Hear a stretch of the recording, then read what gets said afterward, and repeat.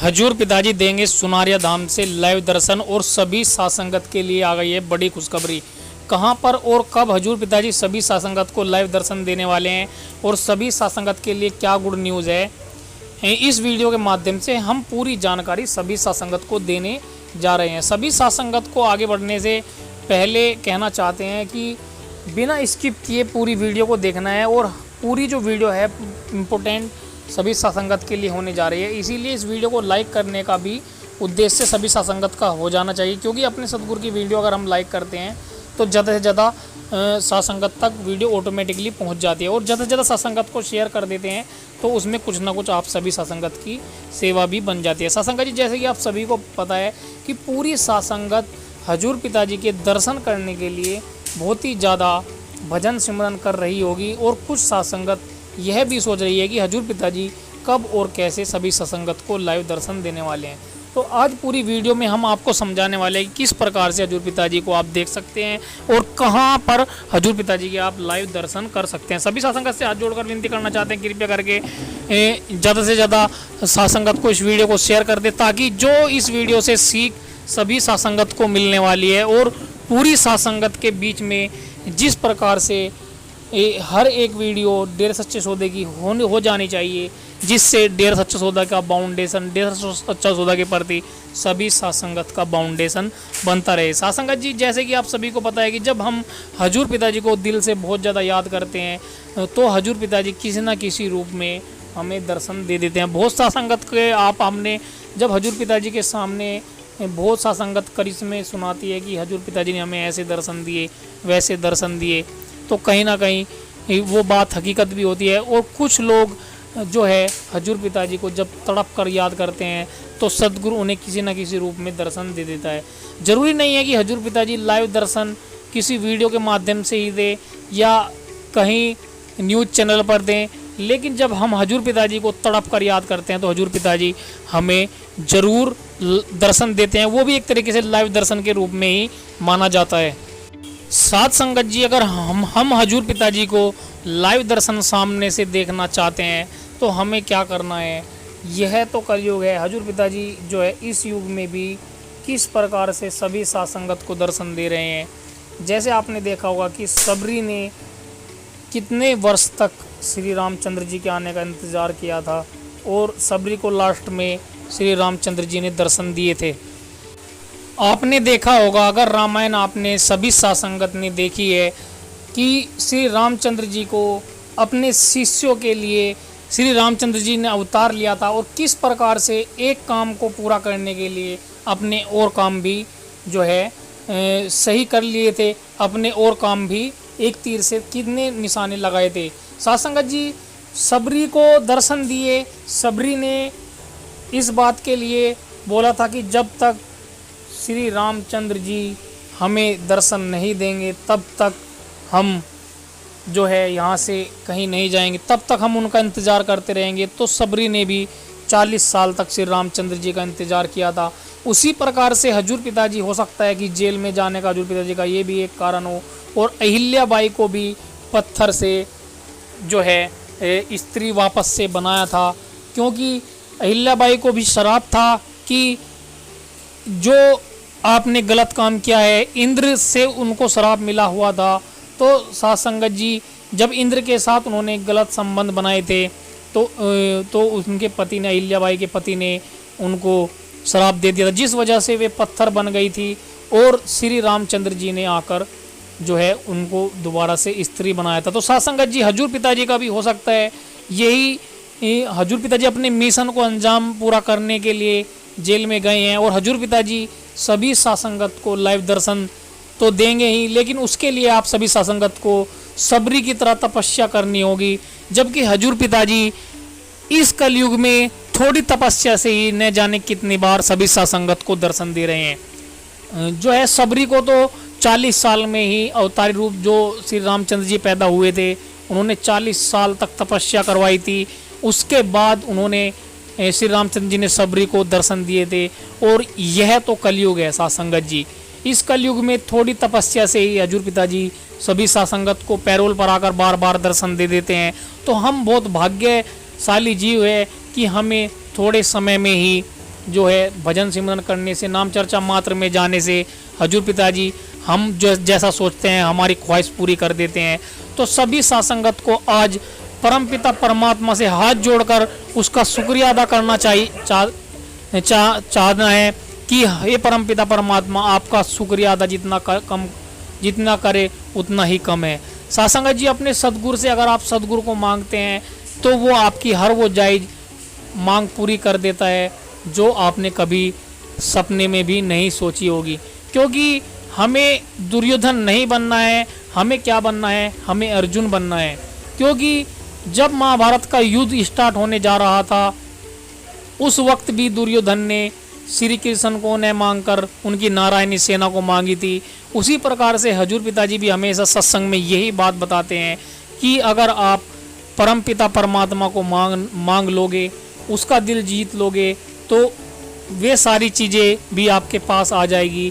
क्योंकि उस परमपिता परमात्मा ने इस पूरी सृष्टि को रचा है, पूरी दुनिया को रचा है। सासंगत जी, हजूर पिताजी के वचन कोई भी खाली नहीं जाते।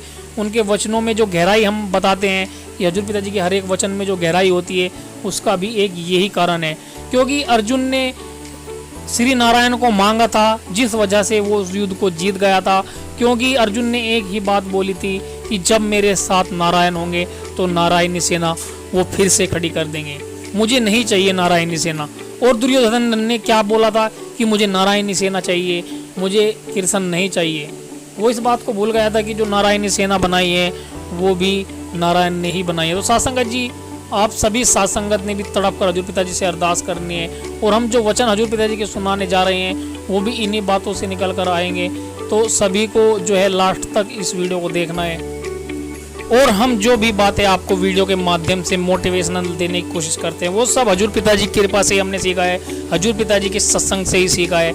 आप सभी सासंगत से भी हाथ जोड़कर विनती करना चाहते हैं कि इस सत्संग को पूरा सुनना है जो हजूर पिताजी के वचन है। अगर आप भी हजूर पिताजी के वचनों से को सीखेंगे, हजूर पिताजी के वचनों को सुनेंगे, तो आपको भी एक ऐसा एनर्जी मिलेगी, एक ऐसा एहसास होगा जो किसी लिक्विड में नहीं है, किसी घी में नहीं है, किसी दूध में नहीं है। आप जिस भी फील्ड में, जिस भी क्षेत्र में कार्य कर रहे हैं उस क्षेत्र में तरक्की हासिल करेंगे। क्योंकि जब नारायण आपके साथ होंगे तो आप हर फील्ड में तरक्की करने लगेंगे, हर काम में आपकी तरक्की होती चली जाएगी। इसीलिए आपको हजूर पिताजी के इन वचनों को सुनना है लास्ट तक, बड़े ही ध्यान से वीडियो को लास्ट तक देखनी है। और बिना कुछ काम में लगे, जो भी काम कर रहे हैं बिना अपना दिमाग हटाए हजूर पिताजी के वचनों को सुनते रहना है। जहाँ पर भी जो भी कार्य कर रहे हैं उस काम को करते रहना है, लेकिन हजूर पिताजी के इन वचनों को आपको लास्ट तक सुनते रहना है। क्योंकि अगर इन वचनों को सुनेंगे तो आपका हो सकता है कोई भी काम हो वो सफल हो जाए, उसी काम से वो बात निकल कर आ जाए जो हजूर पिताजी इस सत्संग में सभी सत्संगत के लिए वचन सुनाने जा रहे हैं। तो स्टार्ट करने से पहले, हजूर पिताजी के वचन स्टार्ट करने से पहले सभी सत्संगत से एक बार फिर से कहना चाहते हैं, कृपया करके इस वीडियो को लाइक कर दे और इस चैनल को सब्सक्राइब नहीं किया है तो इस चैनल को सब्सक्राइब कर दे। जल्द से जल्द सत्संगत को वीडियो को शेयर कर दे, ताकि आपकी वजह से अगर एक इंसान के भी जीवन सफल हो जाता है तो आपको बहुत बड़ी दुआ मिलती है और आपका जीवन बहुत ही ज़्यादा सक्सेसफुल दुआओं से भरपूर हो जाता है। क्योंकि अगर किसी का जीवन सफल होता है तो वो दुआ देता है और वो दुआ आपके खाते में भी जुड़ती है। तो चलिए स्टार्ट करते हैं आज के हजूर पिताजी के वचन। मस्ताना जी महाराज,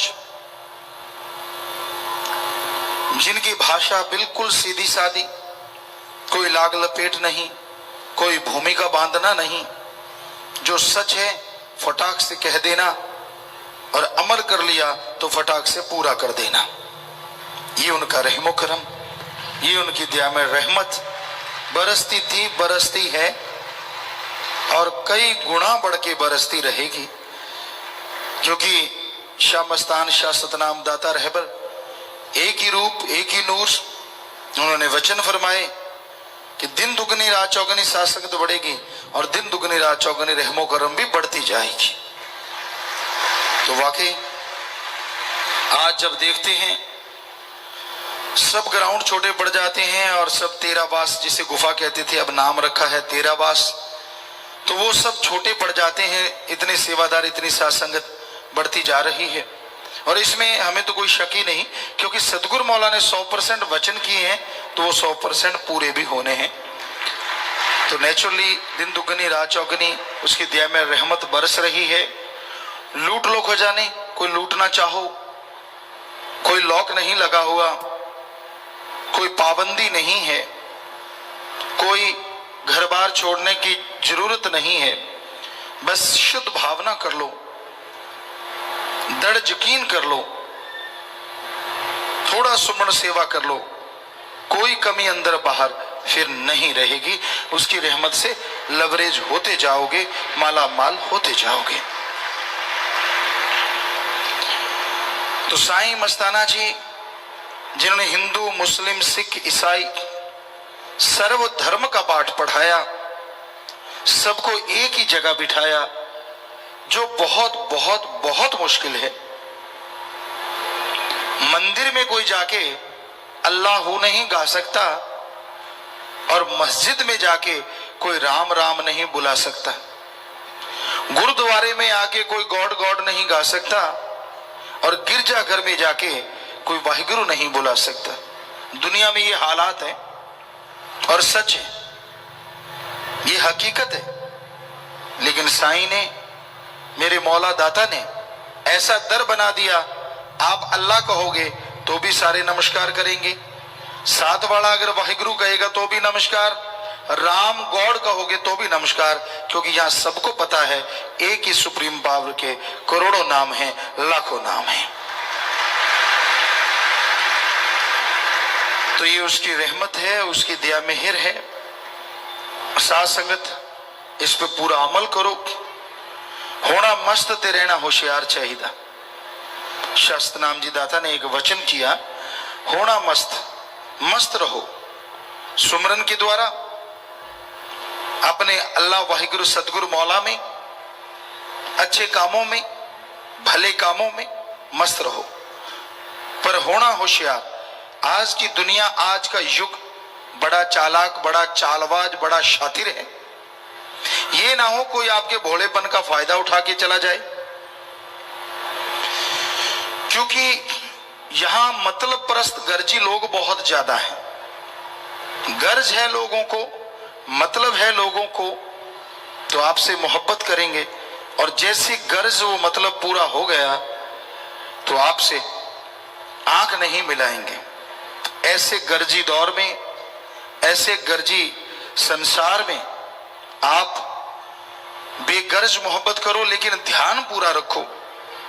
आपसे कोई दोस्ती करता है, मित्रता करता है, उसके और भी कारण हो सकते हैं, पर इस कलयुग में जो बहुत बड़े कारण हैं वो कुछ इस तरह से हैं। या तो आपका रुतबा बहुत बड़ा है, या फिर आपके पास पैसा बहुत है, या फिर आपकी राज पहुंच। अगर ये बातें हैं तो आपसे मित्रता करने को अनजान लोग भी आतुर रहेंगे। जमीन जायदाद बहुत है, आप हिम्मत वाले हैं, ताकत वाले हैं, शक्ति वाले हैं, दबंग हैं, तो भी आपके दोस्त बनने को लोग तैयार हो जाते हैं। या फिर बेटी, बहू, बहन कोई खूबसूरत है आपके, तो भी लोग मित्रता करने को आतुर रहते हैं। सावधान, ये कलयुग है, घोर कलयुग। आंखें मूंद के किसी पे यकीन ना करो। इसलिए बेपरवाह जी ने बहुत समय पहले ही कह दिया था कि रहना मस्त और होना होशियार चाहिए। जरूरी है जागते रहो, क्योंकि अगर आप भक्त हैं तो भगवान के लिए, पर रहे तो काल की नगरी में रहे हो।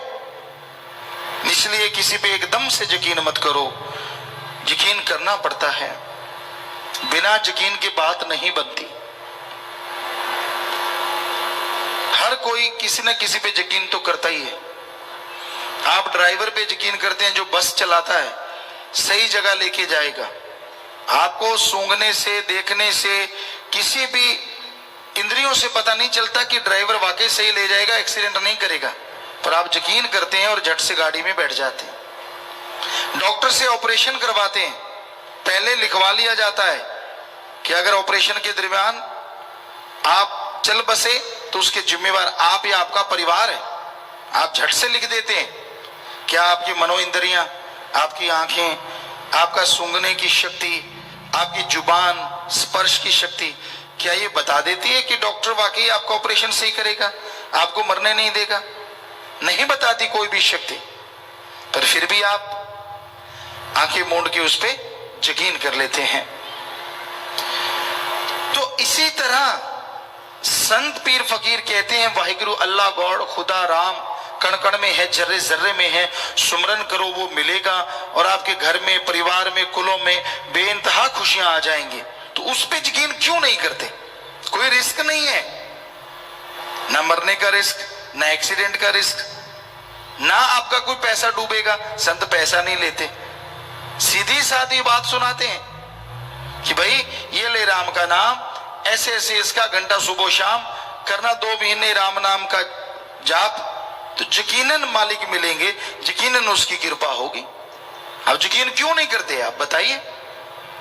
ऑपरेशन करवाने में यकीन, जहां मरने का रिस्क है, एक्सीडेंट हो सकता है, खाने पीने की चीजें कुछ भी हो सकता है, लेकिन यकीन करके खाते रहते हो। तो संत तो ऐसा कोई रिस्क ही नहीं है, कोई खतरा ही नहीं है आपकी लाइफ को, फिर यकीन क्यों नहीं करते बताइए? किस लिए नहीं? क्योंकि मन हावी है, काल की ये नगरी है।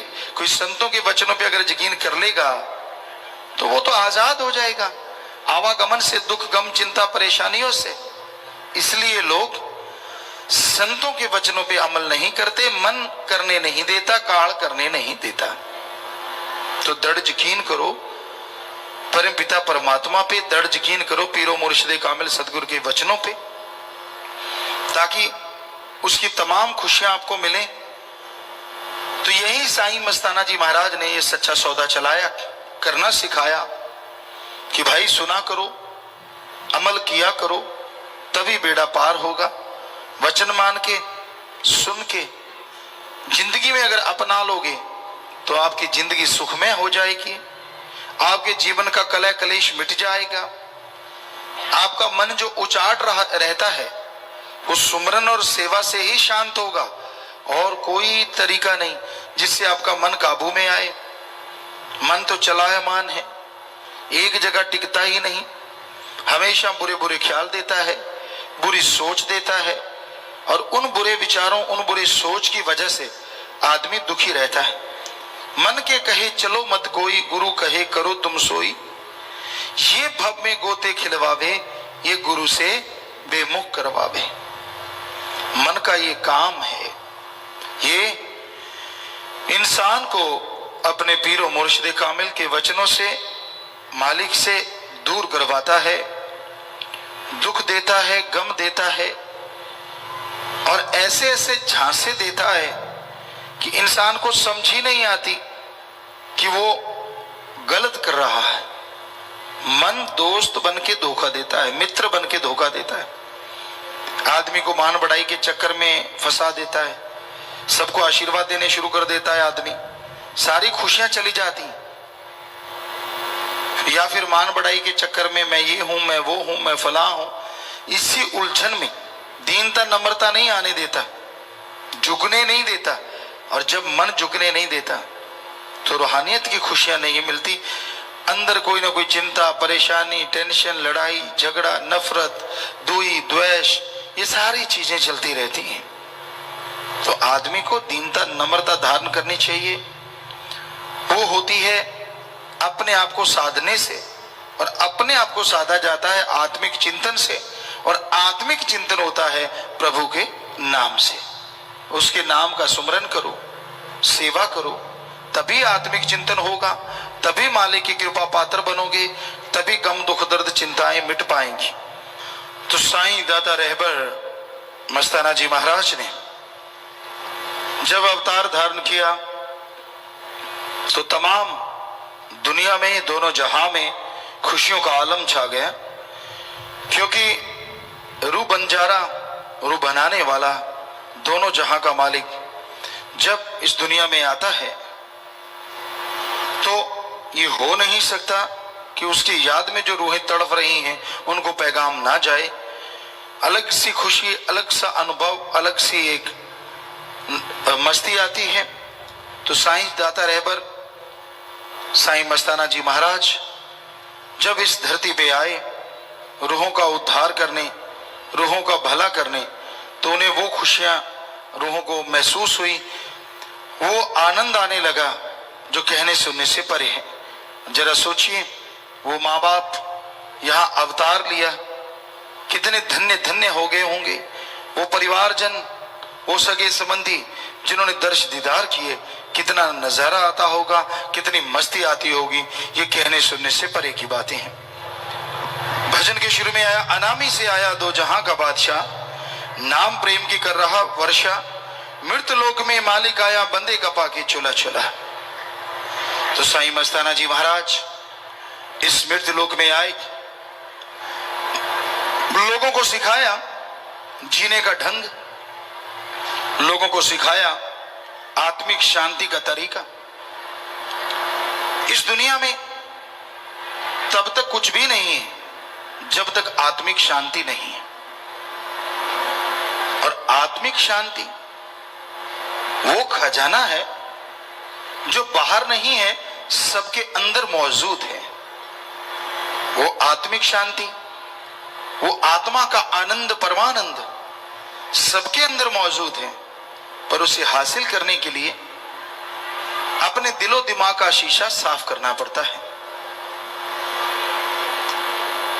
और आत्मिक आनंद ऐसा आनंद है जिसके आने से आदमी में बहुत शक्तियां आ जाती हैं। सबसे ज्यादा आती है सहन शक्ति, और सहन शक्ति से होता है आत्मा का कल्याण, आत्मा में बहार छा जाती है। अब अगर आपके अंदर सहन शक्ति है, कोई आपको बुरा बोलता है, गलत बोलता है, गलत कहता है, आपके ऊपर लेश मात्र असर नहीं होता। कहने वाले के ऊपर ही वो सारा कहा हुआ चला जाता है। मान लीजिए कोई आपको गालियां दे रहा है, बुरा बोले जा रहा है, और आप एक चट्टान की तरह सुमरन करते हैं, भक्ति करते हैं, उसकी परवाह ही नहीं करते। जैसे हाथी नहीं जाता गली में से, और कुत्ते कितने भौंकते हैं, जोर जोर से भौंकते हैं। हाथी कान हिलाता जाता है, उसके असर ही नहीं होता, और कुत्ते चौं चौं करके पूंछ टांगों में देके वापस भाग जाते हैं, इसके तो कोई असर ही नहीं हुआ। वही हाल होता है। जिनके अंदर आत्मिक शांति होती है वो हाथी के मानिंद गुजर जाते हैं, और जो करने वाले होते हैं वही चूं चूं करते रहते हैं। बाद में उनके ऊपर ही वो सारी गालियां उनको ही लगती रहती हैं जो बोलता रहता है। आप आगे से रिएक्ट करते हैं तो आपको लगता है वो गाली आपको आ गई। वो गाली देते हैं तो वो खुद ही बुरे होते हैं, खुद ही उनका बुरा होता है, आपके ऊपर कोई फर्क नहीं पड़ता। इसलिए आत्मिक शांति और आत्मिक सहन शक्ति बहुत बड़ी बात है, पर ये हर किसी के अंदर मौजूद नहीं होती। इस आत्मिक शांति को हासिल करने के लिए आपको सुमरन करना है, सेवा करनी है, और मालिक को मांगते हुए आगे बढ़ना है। जब तक आप भक्ति नहीं करते, आपके अंदर से हरिरस अमृत आबो हयात प्राप्त नहीं होता। और हरिरस अमृत ही एक ऐसी आत्मा की खुराक है जो आत्मा को आत्मिक शांति देती है और आत्मबल सहन शक्ति देती है। तो इसलिए सुमरन करना सच्चे मुर्शिदे कामिल ने बताया, नाम प्रेम की कर रहे वर्षा, अनामी से आया दो जहां का बादशाह। तो मुर्शिदे कामिल आए, नाम के बारे में बताया, आपस में प्यार करो, प्रेम करो, तुम सबसे भाई प्रेम करो। कभी नहीं कहा कि नफरत करो, ईर्ष्या करो, द्वेष द्वेष करो। प्रेम करो आपस में भाई, प्रेम में राम समाया है, प्रेम रूप में बैठा मालिक, प्रेम से ही प्रभु पाया है।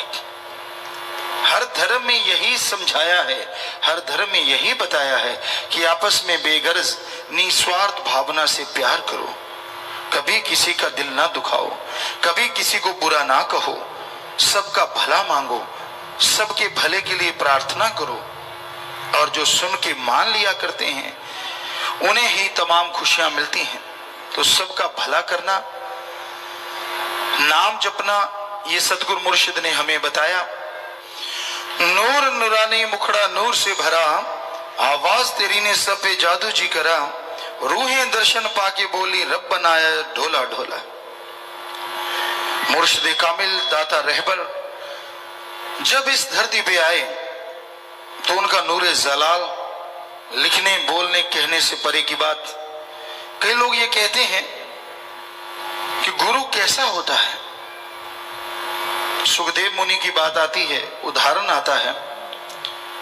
पहले तो वो रिद्धि सिद्धि या उनमें फंसे थे। और जैसे उन्हें पूर्ण गुरु मिला राजा जनक, तो उनसे पूछा गया उनके पिता ने कि भाई आप बड़ा गुरु गुरु करते हो, पहले तो आप गुरु को मानते नहीं थे, गुरु होता ही नहीं, ऐसा कुछ था ही नहीं, और अब आप रूहानी गुरु का चर्चा करते हो, बताओ आपका गुरु कैसा है, क्या वो चंद्रमा जैसा है? तो सुखदेव मुनि जी बोले उसमें तो बहुत आग है। कहते क्या सूरज जैसा है? कहते उसमें तो बहुत ताप है। मेरा गुरु बहुत ठंडक देता है, उसमें दाग नहीं, बहुत तेज है उसमें, पर ताप नहीं, उसमें तो नजारे ही नजारे हैं। तो उसके पिता कहने लगे वेद व्यास जी, क्या फिर कैसा है तेरा गुरु? हैरानी की बात है। कहता मेरा गुरु गुरु जैसा है, उसके तुलना की कोई लायक ही नहीं है, मैं किससे तुलना करूं, कैसे तुलना करूं? तो साईं मस्ताना जी महाराज के नूरी स्वरूप की तुलना किससे करें और कैसे करें, ये कुछ नजारा नजर नहीं आता, क्योंकि वो जैसा था वैसा ना कोई था और ना कोई हो सकता है, क्योंकि वो एक ही था, मुर्शिद कामिल दाता रहबर। सूरज की रोशनी की तुलना आप किसी से कभी कर नहीं सकते। क्या आप बता सकते हैं सूरज किस जैसा है? नहीं बता सकते, क्योंकि सूरज जैसा कोई दूसरा नहीं है। सोचने वाली बात, जिस मालिक ने ऐसे अरबों करोड़ों सूरज बनाए हैं, क्या उस जैसा कोई दूसरा हो सकता है?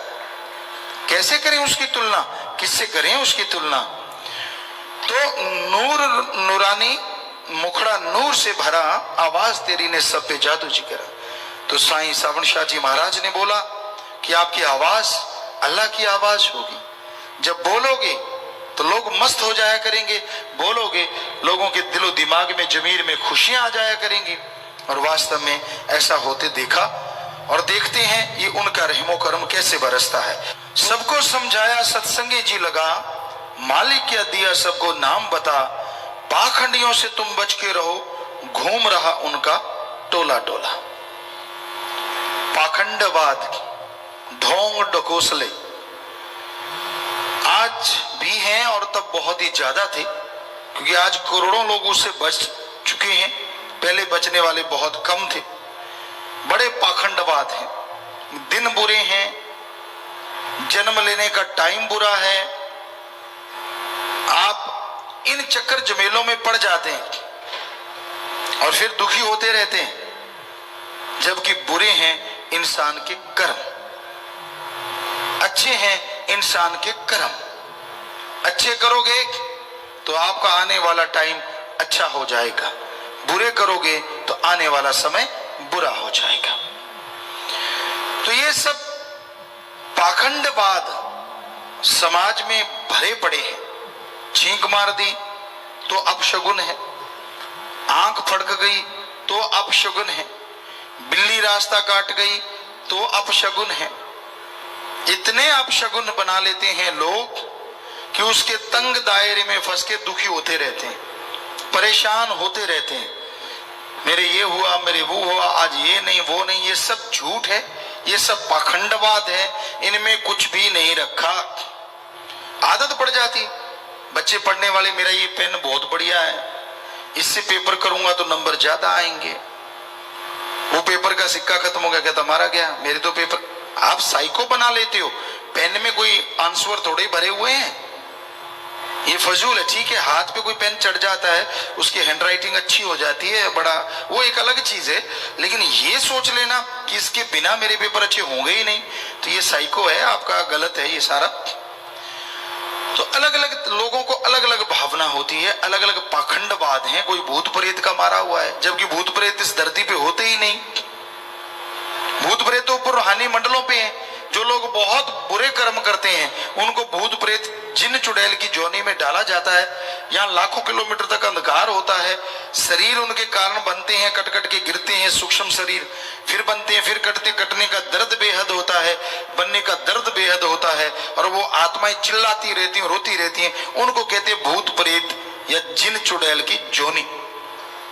अब किसी के अंदर भूत प्रेत घुस गया, वो तो भगवान से बड़ा हो गया ना फिर भूत प्रेत, क्योंकि भगवान के हुक्म के बिना आत्मा किसी शरीर में जाती नहीं, और वो तो जब मर्जी किसके अंदर घुस जाते हैं। ये बकवास है, सब झूठ है। और आप देख लेना, ज्यादातर जो गरीब तबका है, भूत प्रेत उनके अंदर ही रहते हैं। भूत प्रेतों ने रहना है तो जो जहाज पे सफर करते हैं उनके अंदर क्यों नहीं घुसते? मजा आ जाए भूत प्रेतों को। खाना एक देश में खाएं सुबह का, रात का दूसरे देश में खाएं, और जहाज पे उड़ के मजे भी लें। क्यों नहीं घुसते उनके अंदर? क्योंकि अज्ञानता ही भूत है, कोई भूत प्रेत नहीं होता। ये सब मन का किया धरा है, ये सब मनमते है, गुरुमता ऐसा कुछ भी नहीं। तो ये पाखंडवाद, ये ढोंग ढकोसले, ये जो आप जन्म कुंडली बना लेते हैं और उसमें फिर वो तरह तरह के दोष लिख देते हैं और आप नोट निकालो दोष गायब हो जाते हैं। तो ये सब किसी भी चक्कर में पड़ने की जरूरत नहीं है। चेक करवाना है तो आप ब्लड चेक करवाएं। ज्यादा ही अगर आपको है तो आप अपने बेटा बेटी या सामने जिससे शादी करने जा रहे हैं उसका भी, दोनों का ही ब्लड चेक करवाओ। कोई ऐसी बीमारी ना हो कि दोनों का मेल होने से आने वाले बच्चे बचे ही ना। क्योंकि कई बीमारियां ऐसी होती हैं, कईयों की लड़कियां पैदा होती है तो बच जाती हैं, लड़का पैदा होता है तो वो मर जाता है। तो आप अगर चेक करवाना चाहते हैं तो दोनों की ब्लड रिपोर्ट चेक करवाओ हमारे ख्याल से, जिससे कि आपका आने वाली पीढ़ियों में भला हो और सबका ही भला हो। पर ये जो कुंडलियां चेक करवानी, ये फलाना दिगड़ा, पढ़े लिखे भी इसमें पागल हुए फिरते हैं। देखो मेरी कुंडली, देखो मेरी कुंडली में फलाना बैठा है, धिंगड़ बैठा है, खुद तो नंग मलंग और कुंडली में भगवान बैठा है। तो ये बात नहीं जचती, इसलिए इन चक्करों में मत पड़ा करो। ये सब माया रानी का खेल है।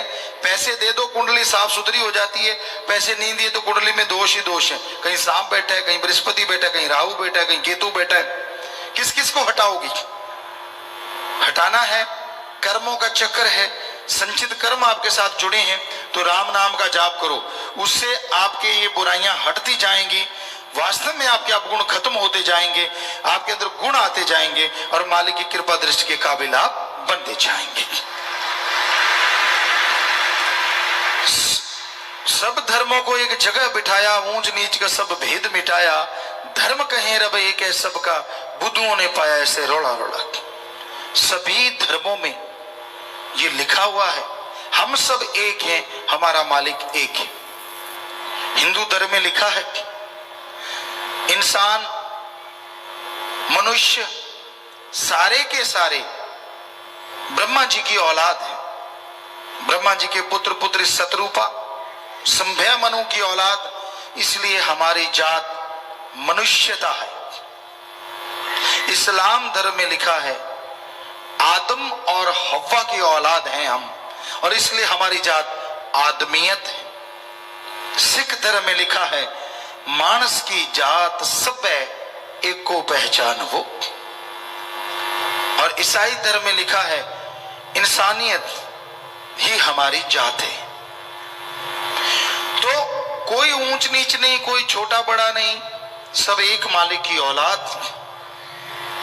पढ़ने लिखने से आदमी की मनोदशा उतनी नहीं बदलती जितना कि सत्संग में आने से।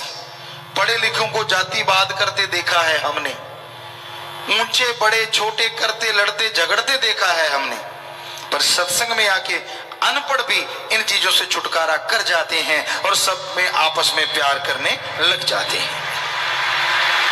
क्योंकि सत्संग में ऐसी पढ़ाई होती है जिसमें इंसानियत बुलंद होती है, जिसमें इंसानियत का दर्जा बढ़ जाया करता है। तो इसलिए सबका मालिक एक है, हम सब एक हैं। आप जब बीमार हो जाते हैं, मालिक ना करें, आपके जो खून लगाया जाता है, क्या पता वो किस धर्म जात मजहब का है, पर आदमी का खून आदमी को लग जाता है और आदमी बच जाता है। आदमी के पशुओं का खून नहीं लगता, और ये मालिक की कृपा लगे भी ना कभी, वरना पशु तो बचते ही ना, इस दुनिया में होते ही ना। उनका सारा खून तो आदमी पी जाते, नहीं लगा लेते, मतलब तो एक ही है। इसलिए आदमी के खून आदमी का लगता है, और चाहे किसी भी धर्म वाले का खून, हिंदू का खून मुसलमान के लगा दो, मुसलमान का खून सिख के लगा दो, सिख का खून ईसाई के लगा दो, ब्लड ग्रुप सेम है तो सबका खून सबके लग जाएगा और सबके सब तंदुरुस्त हो जाएंगे। बताओ फिर फर्क कहां है? गंदी सोच में फर्क है, पढ़ाने वाले लोग जो ऐसी गंदी पढ़त पढ़ाते हैं, पढ़ाई करवाते हैं, उनकी पढ़ाई में दोष है, हमारे धर्मों में कोई दोष नहीं। हमारे सारे धर्म महान हैं, सारे धर्म सच्चे हैं, उनको मानो, उनके ऊपर चलो, कभी लड़ाई झगड़ा दंगा फसाद होगा ही नहीं। जब आप धर्मों को छोड़ देते हो और जो मास्टर माइंड होते हैं, शातिर दिमाग होते हैं, उनकी बातें सुन के आपस में लड़ पड़ते हो, आपका नुकसान होता है और वो लड़ाने वालों का फायदा होता है। इसलिए किसी की बातों में ना आया करो, अपने दिमाग का इस्तेमाल करो। संत पीर फकीर जो सत्संग में कहते हैं उस पर अमल किया करो। आगे आया जी, छोड़ो नशे सबको बर्बाद किया, मांस अंडा दे राक्षस बना, बंदे को बंदा खाने लगा, अपने ईमान से डोला डोला। साइंस कहती है वी आर प्योर वेजिटेरियन। अब मान गई है साइंस की आदि मानव भी शाकाहारी हुआ करते थे। धर्म कहते हैं मांस मछुरिया खात है सुरापान के हेत, ते नर जड़ से जाएंगे जो मूली का खेत। बकरी पाती खात है ताकि काटी खाल, जो बकरी को खात है ताका कौन हवाल। धर्म भी कहते हैं, साइंस भी कहती है। कई लोग कहते हैं तो मूंग की दाल खाने वाला है, इसमें ताकत कहां से आ गई। आपकी जानकारी के लिए बता दें, अंडे से डबल ताकत होती है मूंग की दाल में, अंडे से दुगनी ताकत। अंडे में प्रोटीन 12-13% होता है, और जबकि मूंग की दाल में प्रोटीन 23 से 24% होता है, जिससे ये मसल बनते हैं, बॉडी बनती, शरीर बनता है। और बल्कि ये तो मीट से भी ज्यादा ताकत होती है। मीट में 22, चिकन मीट 22 से 24% प्रोटीन होता है, जबकि मूंग, मैसूर, राजमा, चने, मूंगफली में 24 से 30% प्रोटीन होता है। और ताकत के लिए खाना है तो आप दूध में से निकला हुआ प्रोटीन या फिर सोयाबीन का प्रोटीन जो 43 से 47%, अंडे से 3 गुना ज्यादा और मांस से सीधा ही दुगनी ताकत होती है। और उदाहरण भी है, कई लोग कहते मांस अंडा नहीं खाएंगे तो ताकत कहां से आएगी। उनके हिसाब से तो हाथी बेचारा कमजोर रह जाता, क्योंकि वो तो मांस अंडा खाता नहीं। और दुनिया में, धरती पे आज के टाइम में सबसे पावरफुल कोई है तो वो है हाथी। कहते हैं उसके ऊपर 4-5 शेर भी चढ़ जाएं, लेके दौड़ जाता और पटक देता है। जल्दी से शेर कभी हाथी का शिकार नहीं करता। हाथी छोड़िए, झोटा, यूपी में तो मशहूर है झोटा बुगी, इस एरिया में खास करके। और आपको बता दें, साउथ अफ्रीका में जो झोटे होते, जंगली झोटे, उनमें इतनी ताकत होती है, इतनी ताकत होती है, 2-3 शेर तो उनके सामने दुम दबा के भाग जाते हैं। और कहते हैं शेर को शेर की मांद से निकाल के दौड़ा सकता है तो वो है अफ्रीकन झोटा। जब झोटा उन भैंसों का झुंड जाता है, सामने अगर शेर की मांद हो, शेरनी सुई हो, शेर काफी सारे हों, तो भी कहते हैं वो झोटे डरते नहीं, बल्कि शेरों की तरफ दौड़ के जाते हैं और शेर भाग जाते हैं, और वो झोटे उनके बच्चों को भी कुचल देते हैं, मार देते हैं। इतनी ताकत होती। शेर अगर किसी झोटे को मारे, एक शेर नहीं मार सकता। जो पूरे पावरफुल शेर होते हैं वो 4-5-6 मिलके झोटे को मारते हैं, और उसको मारने में झोटा कईयों की टांगे तोड़ देता है और कई शेरों को घायल कर देता है। इतनी ताकत होती है। शेर खाता है मांस और झोटा क्या खाता है? घास फूस। ताकत किसमें ज्यादा है? घास फूस में ज्यादा होगी ना, जिसे लोग घास फूस ही बताते हैं शाकाहारी भोजन को। तो ये आपकी गलत फहमी है। ये जो दूब होती है उसमें भी इतनी पावर होती है, कहने सुनने से परे। आयुर्वेदा बताता है, दूब, कई लोग होते हैं ना दूब का एक दिन का बीज का निकालते और कच्चा कच्चा दूब खा जाते हैं, तो उसमें बहुत पावर होती है, बहुत शक्ति होती। घास खाने ना लग जाना, वैसे बताते हैं आपको। आप डॉक्टरों से पूछ लेना, हमारा जो पित्ता है मे बी, ये पित्ता जो है ये तब बना ही इसलिए था कि लोग घास ज्यादा खाते थे, पूर्वज हमारे जंगलों में रहते थे। और आजकल तो पित्ता, क्योंकि घास आप खाते नहीं और पित्ता में पथरियां शुरू हो गई हैं, बेचारा खाली है। तो मालिक ने सब कुछ बनाया शाकाहारी जीवों के लिए, बहुत ताकत होती है शाकाहारी वस्तुओं में, इस भरम में मत रहो। तो इसलिए मांस अंडा नहीं खाना चाहिए, क्योंकि ये राक्षसी खाना है। आपका घर भी राक्षस प्रवृत्ति और शरीर भी राक्षस प्रवृत्ति का हो जाएगा अगर मांस अंडा लगातार खाते रहोगे और रोगों के घर बन जाओगे। आगे आया जी, रहमत का भक्तों पे असर हुआ, सेवा करें बर्दी तेरे नाम की पा, तन मन धन जो करें कुर्बान, दो जहां से भरे उसका तू झोला झोला। शास्त्राम जी गिडनेस वेलफेयर फोर्स विंग की वर्दी जो है वो मुर्शिद कामिल के नाम की वर्दी, जो पहन लेता है अलग से खुशी आती है, और जब पहन के सेवा करता है तो वो तमाम खुशियां दौड़ी चली आती हैं जो उनके कर्मों में नहीं हुआ करती। सो मुर्शिद कामिल ऐसा करते हैं। ये उन्हीं का रहमो करम है कि आज लोग गर्व से इस वर्दी को पहनते, गर्व से इस वर्दी को पहन के चला करते हैं। बाकी गर्व करने वाली बात है, कोई भी दुनिया में ऐसी सेना नहीं है जो बिना पैसा लिए, बिना तनख्वाह लिए लोगों की जान बचाती हो, लोगों का भला करती हो, लड़ती नहीं बल्कि लड़ने वालों को रोकती हो। ऐसी एक ही शास्त्राम जी गिडनेस वेलफेयर फोर्स विंग फोर्स है जो ऐसा करती है, तनख्वाह भी नहीं लेती और अपनी जान पे खेल के लोगों की जान बचाती है, जिनकी संख्या लगभग 60,000 के करीब आज हो चुकी है, जो अपने आप में बहुत बड़ी बात है। नौजवान भाई बहन, अधेड़ भाई बहन सब लोग इसमें शामिल हैं जो सेवा कर सकते हैं। तो इन सबको बहुत आशीर्वाद, ये मालिक का रहमो करम है, उन्हीं की दया में रहमत हुई कि लोगों ने ये वर्दी को अपनाया और अपना रहे हैं जोर शोर से। चोज तेरे दो जहां से अजब शहनशाह, तू शाह मस्ताना तू ही सतनाम शाह, मीत खाक पे रहमत लुटा के अपना बना लिया चोला चोला। इस बारे में लिखा बताया है। संतों की वाणी बताती है कि यदि सारी धरती को कागज बना लिया जाए, सारे वृक्षों की कलमें 7 समुद्रों की स्याही हो और लिखने बैठ जाएं, फिर भी गुरु की महिमा नहीं दर्शा सकेंगे कभी। तो भाई उस मुर्शिद कामिल दाता रहबर की जो जान बचा देता है, जो मुर्दों में जिंदगी डाल सकता है, उसका ऋण कोई कैसे चुका सकता है?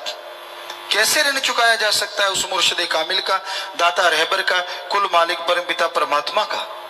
इसलिए कितना भी गाते जाओ, कितना भी बोलते जाओ, लिखते जाओ, वो कम है, पर जो लिखते बोलते गाते जाओगे उसके बदले में खत्म हो जाते सारे गम हैं, इसमें कोई दो राय नहीं। सत्संग क्यों जरूरी है? आदमी सोचता है मैंने नाम ले लिया,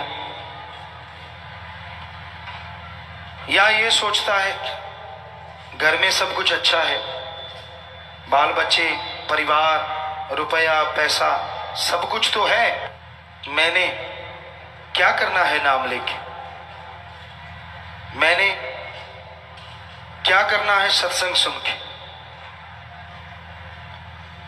तो सत्संग में जब तक आप आते नहीं, आपको अपने आप की समझ नहीं आएगी।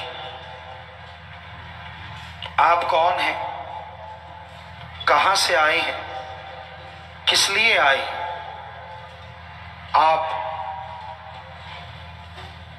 अल्लाह वाहिगुरु मालिक की औलाद हैं। आप जन्मों जन्मों के चक्कर में उलझी हुई जीवात्माएं हैं, और आप ईश्वर का नाम जप के फिर से ईश्वर को पा सकते हैं। ईश्वर को पाने से क्या होगा? ईश्वर को पाने से आपके जन्मों जन्मों के संचित कर्म कटेंगे। उदाहरण के तौर पे कोई पहाड़ जैसा कर्म आने वाला है, कोई रोग लगने वाला है, कोई घाटा पड़ने वाला है, आप बहुत समय के लिए चारपाई पे पड़ने वाले हैं, और अगर आप ईश्वर के नाम से जुड़े हैं, ईश्वर का नाम जपें, तो आपके जन्मों जन्मों की मैल उतर जाएगी। आप रोगों से मुक्त हो जाएंगे, वो रोग 6 महीने साल जो आपको चारपाई पे लेटाते, वो रोग जिन पे आपका लाखों खर्च हो जाता, सिर्फ ईश्वर की भक्ति, अल्लाह वाहिगुरु राम की भक्ति से वो कट जाएंगे। लाखों रुपए बच गए, शरीर सही सलामत। क्या इससे बड़ा कोई लाभ का सौदा हो सकता है? और सत्संग पे कोई पैसा नहीं लेते संत। सत्संग का पैसा लेते हो कि राम नाम तब देंगे अगर इतना पैसा चढ़ाओगे, मालिक फिर रहमत करेगा अगर इतना पैसा चढ़ाओगे। संत ऐसा नहीं कहते, ना ही संत लेते हैं। वो तो कहते हैं अल्लाह वाहिगुरु मालिक की भक्ति इबादत करो, आपके रोग कटेंगे,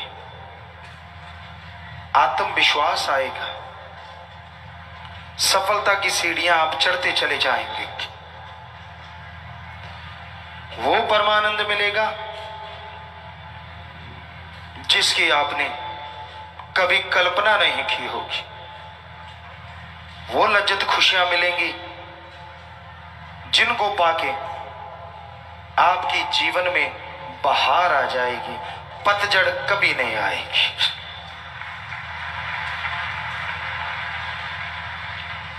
आदमी का मन डावाडोल होता रहता है। मन बड़ी जालिम ताकत है। सत्संग में नहीं आने देता, सुनने नहीं देता, सुन लिया तो मानने नहीं देता। इसलिए लगातार सत्संग में आते रहो।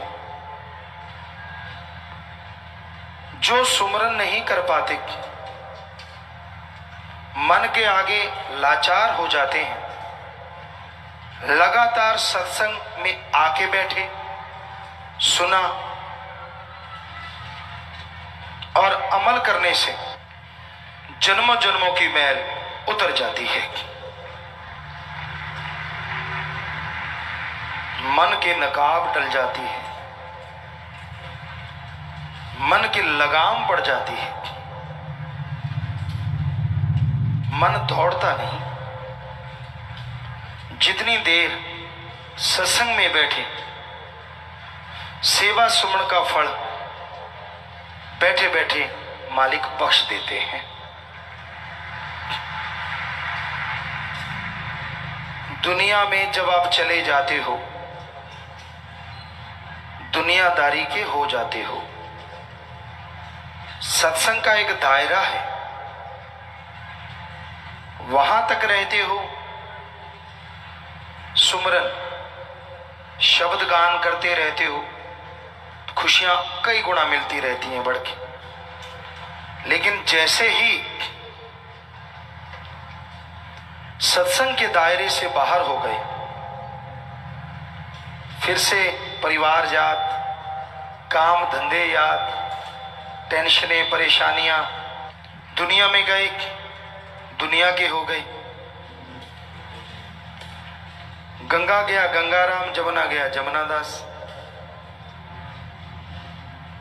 यहां भी आप जाते हैं, वहीं का असर ले लेते हैं। अब दुनिया में गए, वहां चुगली निंदा शुरू, टांग खिंचाई शुरू, एक दूसरे की बुराइयां शुरू।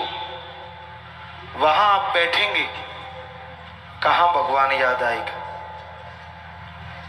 सारा दिन ऐसी कमाई करूं 15 दिन में नोट दुगने हो जाएं। कोई ऐसी एजेंसी मिल जाए, काम करना ना पड़े, नोटों से घर भर जाए। कैसे ठगी मारूं, किसी को पता ना चले और नोट 4 गुना हो जाए, इत्यादि इत्यादि। माया रानी में दिमाग उलझ जाता है, दुनिया की फजूल की बातों में दिमाग उलझ जाता है। निंदा चुगली इंसान करने लगता है, और अल्लाह वाहिगुरु राम सपने की बात हो जाती है। फिर से सत्संग में आइए, सुनोगे, फिर से सतगुरु का, मालिक का प्यार अंदर से छलांगे मारने लगेगा, आत्मा कूदने लगेगी। और जितनी आत्मा मालिक के प्यार में कूदेगी उतना ही मन दबता जाएगा और मालिक की खुशियों से आप माला माल होते जाएंगे। इसलिए अपने अंतःकरण की सफाई करो, भावना का शुद्धिकरण करो।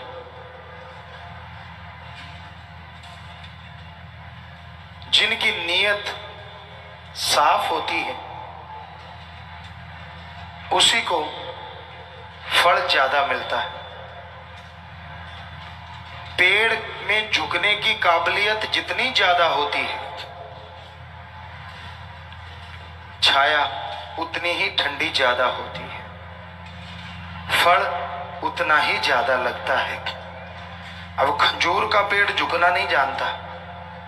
पुराने टाइम में जो नस्ल होती थी, सीधा रहता है, तना हुआ रहता है, फल भी थोड़ा ही लगता है, तो ऊंचा भया तो क्या भया, जैसा पेड़ खजूर, पंथी को छाया नहीं, फल ला गए अति दूर। सो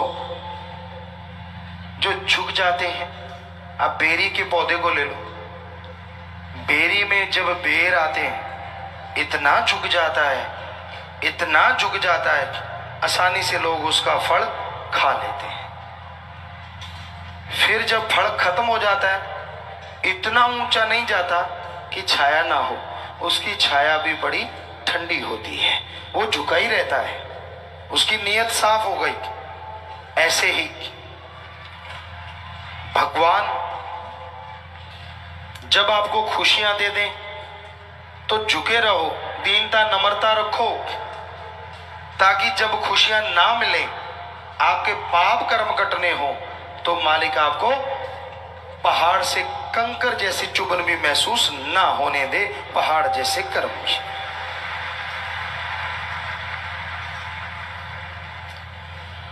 तो रूहानियत में सफलता हासिल करने में दीनता नम्रता ही पहली पौड़ी।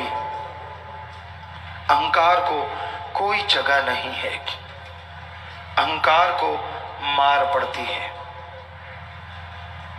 दीनता नम्रता डरने को नहीं कहते और हाथ जोड़ने को भी नहीं कहते। कई लोग हाथ जोड़ते हैं, मुंह से गालियां निकालते हैं। अंदर मिठास हो, जीभा पे मिठास हो, कर्मों में इंसानियत हो, इसी का नाम दीनता नम्रता है। कई मीठी छुरियां होती हैं, हमने तो पहले भी बहुत तजर्बा किया जब गुरगद्दी पे नहीं आए थे, और अब भी करते रहते हैं। कई मीठी छुरियां होती हैं, किसी दुकानदार के पास जाओ, बिजनेसमैन के पास जाओ, बड़ा मीठा बोलते हैं, आओ जी, बैठो जी, चाय लोगे, कॉफी लोगे, रोटी खाओगे। क्यों? आपने रेस्टोरेंट खोल रखा है? हम तो आपके पास काम को आए हैं। चलो कायदा है, हमारा फर्ज है ये पूछना, पर बाद की बात सुनो, सामान ले जाओ जी, फिक्र ना करो जी, अपने घर है, और 100 बड़ा सामान 5000 में। तो कहते हैं क्या रेस्टोरेंट खोला है? रेस्टोरेंट नहीं, रगड़ना है आपको मीठी छुरी बन के। इसलिए ऐसी ऐसी चीजें समाज में आम दिखने में आती हैं। ठग बैठे हैं दुनिया में, महाठग, ठग और महाठग और महाठगों के बाप, जगह जगह पे इनकी नस्लें हैं। फकीर तो नस्ल दूर से पहचान जाते हैं कि ये ठग महाठग है या महाठगों का बाप है, कहते कुछ नहीं, पर हम देखते रहते हैं आम आदमी का क्या होता होगा। किस तरह से उसे रगड़ा लगाते होंगे। अब 100 वाली चीज का अगर 5000 लगाया है और आपको अगर 500 छोड़ दिया तो आप तो चौड़े हो गए, मैंने 500 छुड़ा लिया पर उसने 4400 कमा लिया। ऐसे रगड़ते हैं इस दुनिया में। बेपरवाह जी फरमाया करते, ठगों से होशियार रहो। सारे ठग भी नहीं होते, अच्छे लोग भी हैं, पर उनकी गिनती जैसे कहते हैं आटे में नमक जितनी रह गई है। माता बहनें जानती हैं, नमकीन अगर फुल्का बनाना हो, परांठा बनाना हो, आटे जितना नमक नहीं पड़ता उसमें। चुटकी 2 चुटकी नमक डालो, पूरी रोटी नमकीन हो जाती है। तो उसी तरह इस समाज में अच्छे नेक लोग हैं पर आटे में नमक जितने, उन पे भी यकीन नहीं आता। अब चारों तरफ अगर ठग ही ठग हो तो उन पे यकीन कैसे किया जाए। दाएं वाला ठगी मार रहा है, बाएं वाला ठगी मार रहा है, आगे वाला, पीछे वाला, तो बीच वाले बेचारे वैसे ही पिस जाते हैं, लगता है ये भी ठग है। कहते हैं ना 5 उंगलियां एक जैसी नहीं होती, ये तो ईश्वर ने बनाई है। और इंसान भी ईश्वर ने बनाए, सारे इंसान एक जैसे नहीं होते। ईमानदार, अच्छे, नेक लोग भी हैं और ठग बेईमान भ्रष्ट लोग भी हैं। उन नेकों की वजह से, भले नेक पुरुषों की वजह से आज इंसानियत जिंदा है। उन चंद लोगों की वजह से आज स्वर्ग जन्नत इस धरती पे पुनः आ सकती है। उन नेक लोगों की वजह से सारी दुनिया में प्यार मोहब्बत की गंगा बह सकती है, वरना चहुं और बर्बादी का आलम है। हाथ को हाथ खाए जा रहा है। भले नेक काम करने वालों को कोई पसंद नहीं करता। क्यों? क्योंकि जो बुरों ने बुराई के तरीकों से अपने आप को बड़ा बना रखा है, कहीं भले की भलाई से बड़ापन खत्म ना हो जाए, इस डर से वो भले लोगों को आगे नहीं बढ़ने देते। पर क्या कभी सूरज को बादलों ने हमेशा के लिए रोका है? कभी नहीं। बादल जितने मर्जी घटा घनघोर बन जाएं, सूरज उनको फाड़ के निकल आता है। तूफान आता है, तेज हवा आती है, तिनके उड़ जाते हैं, पेड़ उखड़ जाते हैं, कई बार मकान गिर जाते हैं, पर हिमालय पर्वत जैसे पहाड़ हिला नहीं करते। एक छोटा सा दीपक, छोटा सा दिया, जिसे अल्लाह मालिक वाहिगुरु खुद रोशन कर दे, काल महाकाल का तूफान की क्या ताकत कि उसे बुझा दे, उसकी लौ को भी डगमगा नहीं सकता। तो इसलिए दृढ़ यकीन रखो, सुमरण करते रहो, वचनों के पक्के बनो, आप अपना कर्तव्य का निर्वाह करते रहो। सेवा, सिमरण, भक्ति, इबादत, वो देखेगा आपके लिए अच्छा क्या है। बिन मांगे मोती मिले और मांगे मिले ना भीख, बिन मांगे दे देगा, कभी नहीं छोड़ेगा। इंसान हर समय हर पल उस मालिक की दिया में रहमत को, कृपा दृष्टि को हासिल कर रहा है, लेकिन महसूस नहीं करता, उसे समझ नहीं पाता। इसलिए सब कुछ होते हुए भी इंसान कंगाल है। परमपिता परमात्मा का रहमो करम मूसलाधार बरसता आ रहा है। उसमें कभी कोई कमी नहीं आई, पर इंसान की कमियां इंसान को उस अनहद वाणी से, उस परमानंद से, रस से दूर रखती हैं। जब तक अपने अंदर की कमियों को इंसान दूर नहीं कर लेता, जब तक अंदर की कमियां खत्म नहीं हो जाती, तब तक इंसान कि अंदर की वो आवाज, अंदर की वो धुन सुनाई नहीं देती। और वो धुन सुनने से तमाम गम, दुख, दर्द, चिंताएं मिट जाया करती हैं, परमानंद की प्राप्ति होती है, जो हमेशा बना रहता है, परमानेंटली, ना कि टेम्परेरी, हमेशा बना रहता है। वो आनंद, वो लज्जत, वो खुशी इंसान के दिलो दिमाग में छाई रहती है, और इंसान उन खुशियों को हासिल करके जिंदगी बहार की तरह गुजारता है। जैसे कीचड़ में कमल रहता है, इसी तरह इंसान इस चलते बलते भट दुनिया में अपना जीवन यापन करके मालिक की गोद में विराज के निज धाम चला जाता है। संसार में बहुत तरह के दुख हैं, गम है, चिंता है, टेंशन है, परेशानी है, बेवजह दर्द है, बेवजह मन की पीड़ा है। जलते बलते भट में परमात्मा का नाम ही एक बेहद सुकून देने वाली ठंडक है। आप सुमरण करेंगे, सुबह शाम आप में चेंजेस आने शुरू हो जाएंगे। नफस, शैतान, काम, वासना, क्रोध, लोभ, मोह, अहंकार, मन माया की तरफ जो दौड़ता है वो काबू में आएगा। ये नहीं है कि सुमरण करते ही आपको कोई अलग से निशानियां आ जाएंगी। सुमरण करने से आपके बुरे विचारों पे आपका कंट्रोल ज्यादा हो जाएगा। सुमरण करने से विचार अंदर आ भी गए, आप उस पे अमल नहीं करेंगे। सुमरण करने से आने वाले विचार भी कम होते चले जाएंगे। तो सुमरण में ये शक्ति है, सुमरण में ये ताकत है कि अगर आपके अंदर कोई विचार उठता भी है, सुमरण करते ही उनका फल आपको नहीं लगेगा और आपके अंदर से वो खत्म हो जाएंगे। तो भाई सुमरन करो, मालिक का नाम जपो। ये आपके नफस, शैतान को, मन जालिम को रोक सकता है।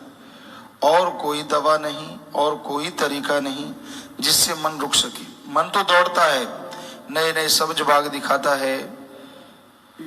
जब तक विवाह शादी नहीं होती, इंसान के अंदर होता है शादी क्यों नहीं हुई। शादी हो गई तो गुरुओं ने लिखा है फिर पे मुआमले, फिर चक्कर पड़ जाता है, तरह तरह के चिंताएं, तरह तरह के फर्ज अता करने पड़ते हैं, सारी खुशियां भूल जाते हैं। फिर सोचते हैं बदकुंवारी ना थी यही पछताओ, काश काश मैं ऐसे होता। तब तो कहता था नहीं वैसे होता, अब कहता मैं ऐसे होता। मतलब संतुष्टि नहीं है। मैरिज नहीं है तो क्यों नहीं है, और हो गई तो क्यों हो गई। यानी जब तक संतुष्टि नहीं आएगी, कैसी भी लाइफ आपने चुन ली है, आपको सुख नहीं मिलेगा। यानी आपका मन शैतान दौड़ रहा है। क्या पता आप क्या क्या गुल खिला देते अगर ऐसे होते तो जो मालिक करता है अच्छा करता है, बुरा नहीं करता कभी किसी का। हाँ, संतुष्टि तभी आएगी जब आप सुमन करेंगे, भक्ति करेंगे, इबादत करेंगे। सुमरन करने से संतुष्टि आती है, सुमन करने से अंदर शक्ति आती है, जिससे आप अपने मन को कंट्रोल कर सकते हैं, जिससे आप मालिक की दया में रहमत के काबिल बन सकते हैं। इसलिए सुमरन जरूर किया करो, तभी संतुष्टि आएगी, तभी शांति आएगी। और मन के सब्ज बाग तो जबरदस्त हैं। आदमी कोई काम धंधा करते कहते छोड़ इसको, ये क्या है, जुआ खेल, शराब पी, फला काम कर, तुझे ये मिलेगा, तुझे वो मिलेगा, तुझे नज़ारे आएंगे, तू जिंदगी में ऐश करेगा, तू वहां घूमेगा, तू वो करेगा, गाड़ी होगी, जहाज होगा, फला होगा। सपनों पे किसका कंट्रोल है? कौन रोक सकता है सपना लेने से? पर बेवजह मन तरह तरह के सपने देता रहता है। तो ये मन के सपने ही इंसान को गुनाह की तरफ, बुराई की तरफ लेके जाते हैं। तो जैसे ऐसे सपने आए उसमें खुशी होने की कोई बात नहीं, बल्कि सुमरण करें कि भाई ये तो गलत ले जा रहा है, मुझे सब्जबाग दिखा रहा है, ठगी मार ले, बेईमानी कर ले, लूट ले, फलां काम कर ले, दौलत पल में आ जाएगी, फिर देखना तो माला माल हो जाएगा। ये नहीं पता कि जिंदगी कब चली जाए, इसका क्या भरोसा।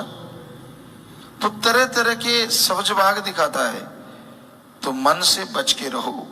मन का काम ही सब्जबाग दिखाना है कि जिस लाइफ में आप रह रहे हैं उसमें खुश नहीं रखेगा, जिसमें नहीं रह रहे उसमें आपको सब्जबाग दिखाता है। बाकी मर्जी आपकी, हम कभी किसी का बुरा नहीं सोच सकते, सबके लिए दुआ करते हैं मालिक सबको खुशियां बख्शे। पर मन से लड़ना सीखो, सुमरन के द्वारा, भक्ति इबादत के द्वारा। मन कंट्रोल है तो समझो सब कुछ है। मन जीते जग जीत। मन को आप जीत जाते हैं तो समझ लो सारे संसार को जीत गए, तमाम खुशियों को जीत गए, और फिर अंदर बाहर से खुशियों से आप लबरेज होते चले जाएंगे। सुमरन के पक्के बनो, आप उतावले ना बनो। 15 दिन से उम्र के 2 महीने कर लिया, हाँ मैंने तो कर लिया जी, कोई फायदा तो हुआ नहीं जी, कुछ मिला तो नहीं जी, क्या है छोड़, बहुत जोर लगा लिया जी। क्या जोर लगा लिया? सारी जिंदगी बाकी गप मार मार के, बुरे काम कर करके जो जोर लगाया है उसका तो कभी गिनती नहीं की। नाम जप लिया थोड़ी देर, उसका तो रोब दिखाता है ना। भाई लगातार सुमन कर, लगातार भक्ति कर, लगातार इबादत कर, ताकि मालिक की कृपा दृष्टि के काबिल बने और खुशियां तेरे कदम चूमे।